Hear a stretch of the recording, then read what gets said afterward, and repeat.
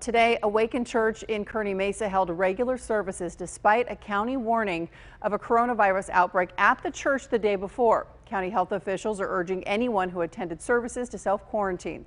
And it comes as another church, this one in the South Bay, is trying to petition the Supreme Court to hold in-person services.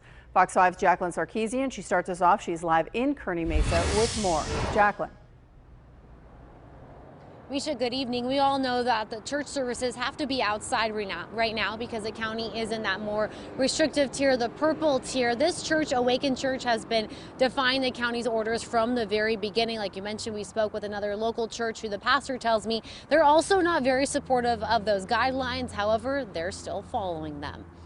One day after getting word there's been an outbreak at Awaken Church in Kearney Mesa, they continue defying orders by holding services indoors.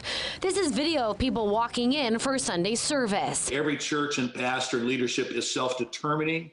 Again, if they're going to operate indoors, my recommendation is follow all the protocols. Bishop Arthur Hodges oversees more than 100 churches in Southern California, with 25 being here in San Diego County.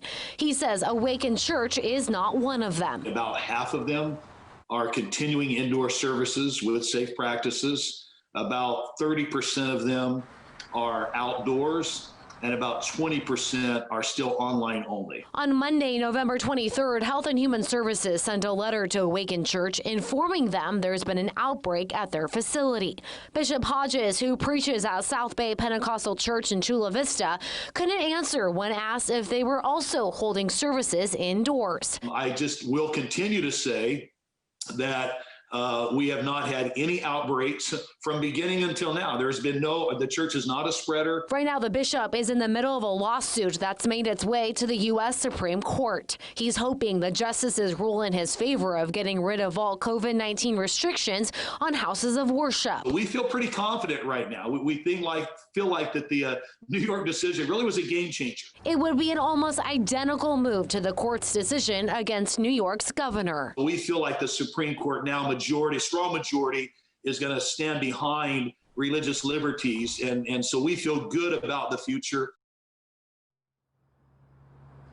And the bishop is hoping that his case gains some type of movement within this week, saying that the Supreme Court could make a decision within the next few days. Reporting live from Kearney Mesa, Jacqueline Sarkeesian, Fox 5 News.